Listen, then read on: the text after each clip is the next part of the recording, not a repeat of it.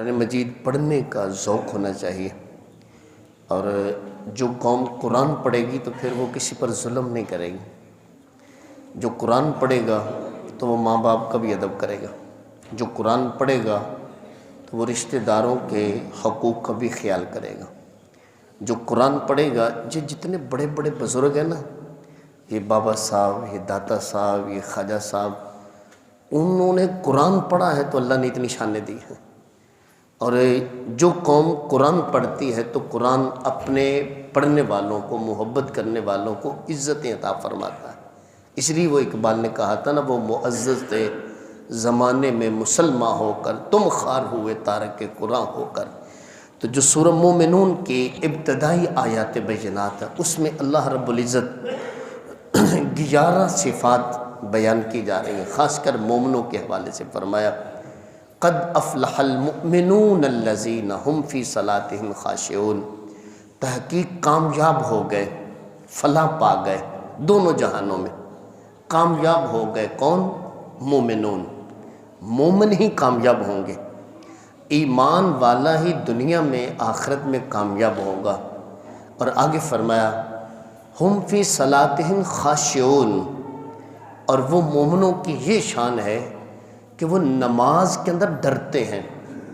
نماز پڑھتے ہوئے جب آتے ہیں نا نماز کے لیے، تو قرآن مجید میں حکم ہے وَقُومُوا لِلَّهِ قَانِتِينَ، کہ جب اللہ کے حضور کھڑے ہوں تو بڑے ادب کے ساتھ، کسی بڑے افسر کے سامنے کھڑا ہونا ہو تو کیسے کھڑے ہوتے ہیں، اور کہیں جو ہے نا وہ کوئی خیرات لینی ہو تو پھر کیسے کھڑے ہوتے ہیں۔ تو جب اللہ کے حضور بندہ کھڑا ہو تو اس کو ادب ہی نہ ہو۔ حضرت ابو ہریرہ رضی اللہ تعالیٰ عنہ، آپ سے مروی روایت ہے، ایک شخص میرے حضور کے سامنے نماز پڑھ رہا ہے، تو وہ نماز کے اندر نا کچھ لوگوں کی عادت ہوتی ہے کہ سارے دن کی خارش نماز میں ہی آ جاتی ہے، وہ نماز کا افتتاح نہیں کرتے، وہ خارش کا ہی افتتاح ہوتا ہے۔ بس وہ ایسے داڑھی کو چھیڑنا، پیچھے سے ایسے، وہ کوئی جگہ چھوڑتے نہیں، وہ ساری خارش، ایسے ہی وہ بندہ خارش کر رہا ہے۔ تو میرے حضور نے دیکھا، فرمایا اس کے دل میں اگر تقوی ہوتا تو یہ ایسے نہ کرتا، اس کے دل میں خشیت نہیں ہے۔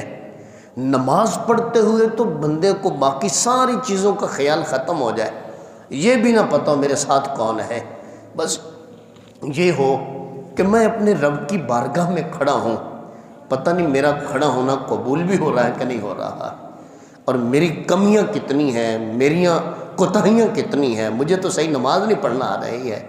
تو اپنی غلطیوں کی جانب جب بندہ دیکھے گا تو پھر وہ درست ہونا شروع ہو جائے گا۔ ہم فی صلاتہم خاشعون، کہ نمازوں کے اندر ڈرتے ہیں۔ آگے فرمایا والذین ہم عن اللغو معرضون، کہ وہ لغو باتوں سے، بیہودہ فضول باتوں سے وہ پرہیز کرتے ہیں۔ اور میں نے دیکھا ویڈیو کے اندر وہ جو نام نہاد عاشق بنے ہوئے تھے، وہ چھوکرے، تو وہ گالیاں دے رہے تھے، وہ ساتھ قتل کر رہے تھے اور ساتھ گندی گالیاں دی جا رہی تھیں۔ یہ عاشقوں کا کام ہوتا ہے۔ عاشق لوگ جو ہوتے ہیں وہ ان کی زبان بڑی پاکیزہ ہوتی ہے اور زبان ان کی بڑی ٹھیک ہوتی ہے۔ تو فرمایا والذین ہم عن اللغو معرضون، وہ بیہودہ باتوں سے جو ہے نا وہ پرہیز کرتے ہیں، غلط گفتگو یا غلط قسم کے جملے وہ نہیں بولتے ہیں۔ اور آگے فرمایا کہ والذین ہم للزکاۃ فاعلون، کہ وہ اللہ کی راہ میں زکوٰۃ دیتے ہیں، جو ان کے اوپر فرض کی گئی ہے اگر زکوٰۃ بنتی ہے تو وہ اللہ کی راہ میں دیتے ہیں۔ تو یہ بہت بڑا کام ہے کہ اللہ کی راہ کے اندر اپنے مال میں سے کچھ دینا۔ والذین ہم لفروجہم حافظون، وہ اپنی شرم گاہوں کی حفاظت کرتے ہیں۔ والذین ہم لاماناتہم وعہدہم راعون، اور وہ امانتوں کے اندر خیانت نہیں کرتے۔ یہ نشانیاں جو ہے نا وہ بیان کی جا رہی ہیں۔ الا علی ازواجہم او ما ملکت ایمانہم فانہم غیر ملومین، اور آگے فرمایا کہ وہ جو اپنی شرم گاہوں کی حفاظت کرتے ہیں، وہ سوائے یہ نہیں، اسلام نے رستہ بند نہیں کیا کہ بالکل ہی اس کے جذبات کو کچل کے رکھ دیا جائے، بلکہ اس کے لیے راستے رکھے ہیں کہ وہ اپنی منکوحہ جو ہے نا وہ عورتیں یا جو ہے نا وہ جو لونڈیوں کا جو دور تھا اس کے اندر اس کا ذکر ہوا ہے، تو فرمایا وہ جائز جو راستے ہیں وہاں وہ چلا جائے، لیکن ناجائز راستے وہاں جو ہے وہ نہ جائے۔ اور فمن ابتغى وراء ذلك فاولئک هم العادون والذین هم لاماناتهم وعهدهم راعون، اور امانتوں کے اندر خیانت نہیں کرتے۔ علماء نے لکھا ہے یہ جو اللہ نے ہاتھ دیے نا تو یہ امانت ہے نا، یہ اللہ کی امانت ہے۔ یہ جو آنکھیں دی ہیں تو یہ اللہ کی امانت ہے۔ یہ جسم اس کے ہم مالک نہیں ہیں، ہم مالک ہوں تو پھر کچھ ہونے ہی نہ دیں، ہم مالک نہیں ہیں، ہم تو امانت دار ہیں۔ مالک میرا اللہ ہے، مالک وہ خالق ہے، تو ہمارے پاس جو امانت رکھی گئی ہے، عزت ہے، علم ہے، جو کچھ مال ہے، صحت ہے، یہ آزادیاں ہیں، یہ امانت ہیں۔ تو بتاؤ امانت میں خیانت وہ نہیں کرنی چاہیے۔ تو ان ہاتھوں کو، ان پاؤں کو، ان آنکھوں کو اللہ کی مرضی کے خلاف نہیں استعمال کرنا چاہیے۔ جس نے یہ امانت رکھی ہے نا، جس خالق نے امانت دی ہے، اس کے خلاف ان کو استعمال نہیں کرنا چاہیے۔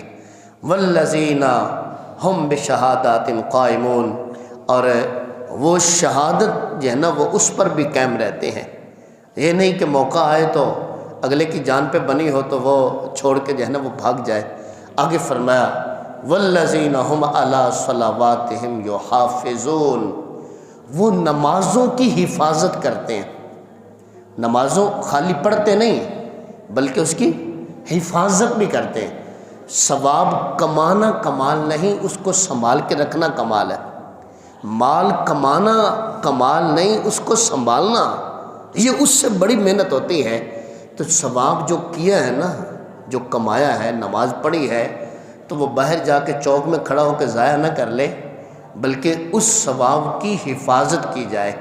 یا نماز کی محافظت یہ ہے کہ وہ کہتے ہیں نا جی اپنے بچوں کو نمازی بناؤ، نہیں، انہیں نماز کا اہتمام سکھلاؤ کہ بیٹا نماز پڑھی، وہ کہے جی میں مسجد سے ہو کے آ گیا ہوں، 2 رکعتیں 4 رکعتیں پڑھ کے بس ٹھیک ہے میں پڑھ آیا ہوں، نہیں، بلکہ خیال کریں کہ ٹائم پہ گیا ہے، اس نے وضو صحیح کیا ہے، ٹائم پہ اٹھا ہے، اس نے رکعتیں پوری پڑھی ہیں۔ نماز کا خیال کرو کہ نماز پڑھتے ہوئے کہیں بس جلدی میں منافقوں والی تو نہیں پڑھ دی کہ بس ایسے جلدی میں 1 منٹ میں پڑھ کے ٹھیک ہے جی ہو گئی، نہیں، بلکہ اہتمام ہو، خیال رکھیں اس نے لفظ بھی صحیح پڑھے ہیں، رکوع صحیح کیا ہے، سجدہ اس نے صحیح کیا ہے، اس نے جو ہے نا وہ وضو پہلے صحیح کیا ہے۔ تو ساری چیزوں کا یہ ہے نماز کا اہتمام، خالی پڑھنے کی حد تک نہ رکھا جائے بلکہ ہم علی صلاتہم یحافظون۔ اور آگے فرمایا جا رہا ہے کہ وہ لوگ جو ایسا جو ہے نا وہ عمل کرنے والے ہیں، آخر کے اندر یہ 11 صفات یہاں اس آیت کے اندر بیان کی جا رہی ہیں۔ آپ گھر میں نا ترجمے والا قرآن جی لے کے تو قرآن کو سامنے رکھ کے بیٹھ کے یہ محسوس کریں کہ اللہ نے یہ جو فرمایا ہے یہ ہمارے اندر موجود ہیں یہ صفات۔ آگے فرمایا اولئک هم الوارثون الذین یرثون الفردوس، فرمایا وہی لوگ جنت کے وارث ہیں، ان کو جنت وراثت میں رب نے رکھ دی ہے۔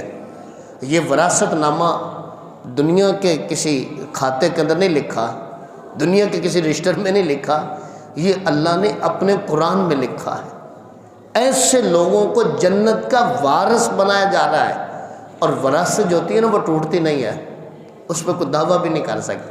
تو رب نے وراثت کا لفظ فرمایا، یہ ہیں وہ لوگ جن کو جنت وراثت میں ملے گی۔ اور آگے فرمایا عام جنت نہیں، یرثون الفردوس، جنت میں جو اعلیٰ مقام ہے نا وہ ان کو ملے گا۔ رب فرماتا ہے جن لوگوں میں یہ صفتیں موجود ہوں، یہ عادتیں، یہ صفات جن میں موجود ہوں تو واقعی وہ جنت الفردوس کے حقدار ہیں۔